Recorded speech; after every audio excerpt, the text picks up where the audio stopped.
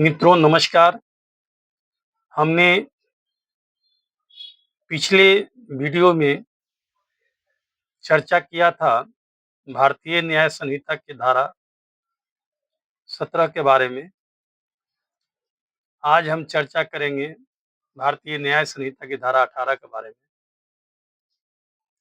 इसमें कहता है कि विधिपूर्ण कार्य करने में दुर्घटना, यदि कोई बात अपराध नहीं है जो दुर्घटना या दुर्भाग्य से और किसी आपराधिक आशय या ज्ञान के बिना विधिपूर्ण रीति से विधिपूर्ण साधनों द्वारा तथा उचित सतर्कता और सावधानी के साथ विधिपूर्ण कार्य करने में ही हो जाती है। मान लीजिए कि कोई व्यक्ति विधिपूर्ण कार्य कर रहा है और दुर्घटना हो गया, उसमें उसका कोई आशय नहीं है कि कोई दुर्घटना कर दें, तो उसके तहत वह कोई अपराध हो जाती है, उसके लिए अपराधी नहीं माना जा सकता है। उदाहरण के लिए क नाम का एक व्यक्ति है, कुल्हाड़ी से काम कर रहा है। कुल कुल्हाड़ी का काम करने के दौरान उसका जो फल है, वो छटक जाता है, निकल जाता है और सामने में जो निकट खड़ा व्यक्ति है या बैठा है, उस पर लग जाता है और उससे वह मारा जाता है।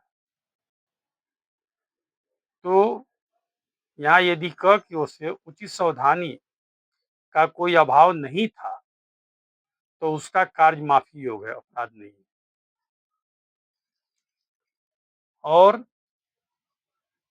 आपको यह भी बता दें, यह अपराध जो था, पहले आईपीसी की धारा 80 में वर्णित था, जो अब आपको भारतीय न्याय संहिता की धारा 18 में वर्णित है।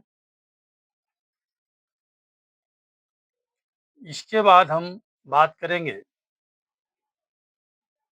धारा 19 पर, यानी भारतीय न्याय संहिता 2023 की धारा 19 पर, जिसमें कहता है कि कोई बात केवल इस कारण अपराध नहीं है कि वह जानते हुए की गई है कि उससे अपहानि कारित होना संभव है। यदि वह अपहानि कारित करने की किसी आपराधिक आशय के बिना और व्यक्ति या संपत्ति को अन्य अपहानि का निवारण या परिवर्जन करने के प्रयोजन से सद्भावपूर्वक की गई हो। इसमें स्पष्टीकरण है कि ऐसे मामले में यह तथ्य का प्रश्न है कि जिस अपहानि का निवारण या परिवर्जन किया जाना है, क्या वह ऐसी प्रकृति थी और इतनी आसान थी कि वह कार्य जिससे वह जानते हुए जिससे अपहानि कारित होना संभाव्य है, करने की जोखिम उठाना न्याय मुक्त या माफी योग्य था। उदाहरण के रूप में, यदि क एक जलयान का कप्तान है और वह समुद्र में या नदी में सामान को लेकर, जलयान को लेकर बढ़ते जा रहा है। अचानक उसके पास 2 नाव से भरा हुआ व्यक्ति, जिसमें एक में 30-40 आदमी है, दूसरा है उसमें 2 आदमी है, सवार है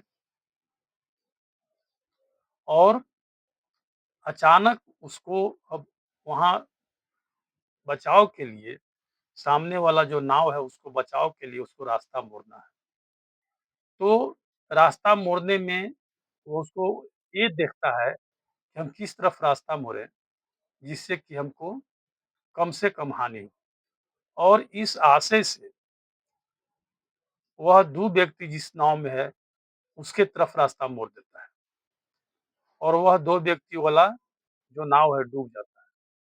तो उसके द्वारा वहाँ अपराध नहीं किया माना जाएगा, क्योंकि उसका वहाँ आशय यह नहीं था कि उसे डुबो देना है 2 व्यक्ति को, बल्कि उसका आशय था कि जिसमें बहुत संख्या में लोग हैं, ज़्यादा संख्या में नाव पर सवार लोग हैं, उसको बचाना है। तो इसलिए इसे अपराध के योग्य नहीं माना जाएगा और अपराध की श्रेणी में नहीं है।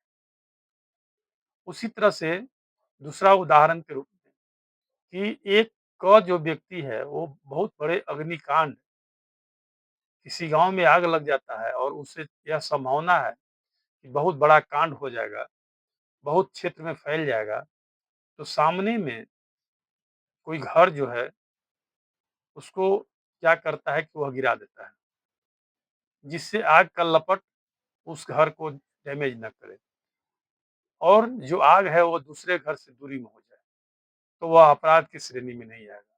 क्योंकि वहाँ उसका लक्ष्य था बहुत बड़े कांड को बचाने का और छोटे चीज़ को लॉस होता है उसको मायने नहीं रखा जाएगा।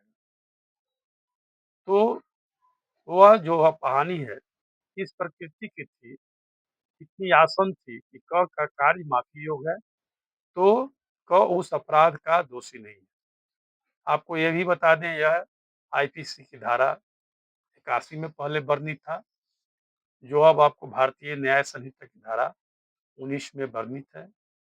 मित्रों, यह जो